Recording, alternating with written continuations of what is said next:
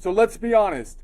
The phrase nonprofit organization might be the biggest oxymoron since jumbo shrimp or honest politician.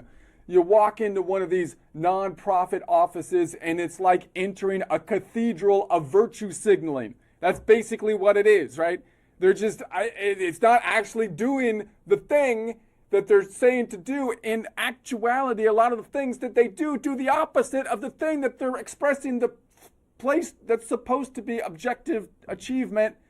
It's like a temple where the high priests of paperworks chant, "We didn't do it for the money," while quietly adjusting their six-figure grant-funded salaries. All right? Just because the organizational structure is not set up so that you have a gross profit that then goes to the shareholders, but instead the entire organization consumes the profit through salaries and basically benefits to the administrators of the organization, doesn't mean it's not for profit. It's the same. It's still profit driven. I mean, nonprofit just means we made a profit, but we're going to pretend it was an accident, right? I don't know what happened. It was an accidental profit, so we were put.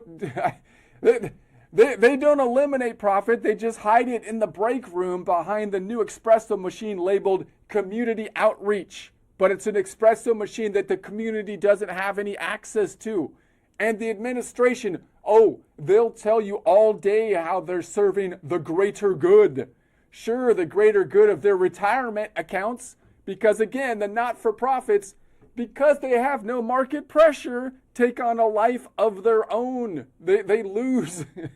That's the point of the market. They lose the ability, the perspective is gone, right? The nonprofit status is just a tax exorcism ritual. That's all they're doing, removing the taxes from their profits.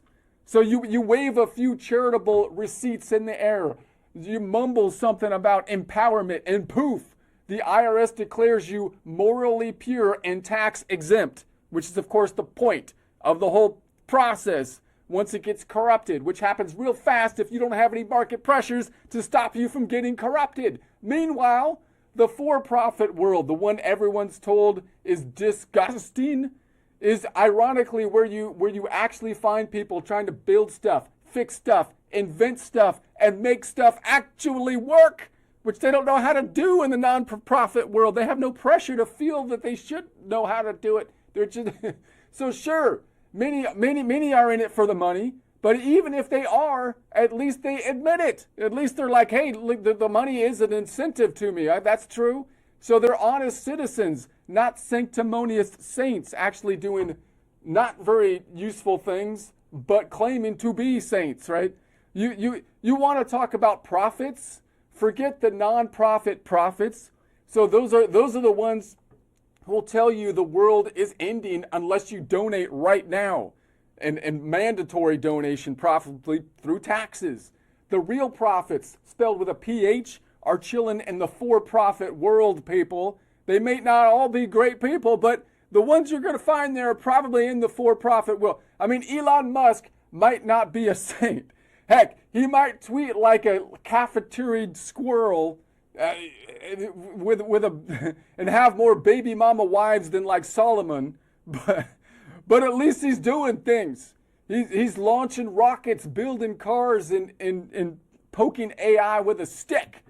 Meanwhile, the not-for-profits, the non-profits are still trying to schedule their next mission and vision alignment retreat at a resort with an infinity pool, for crying out loud. So yeah, maybe the moral of the story is this. If you're looking for profits, go to the non-profit. If you're looking for profits, go to the for-profit, because at least there you might find someone who's actually trying to change the world instead of just writing a grant proposal about it, so they can get some of that sweet taxpayer cash.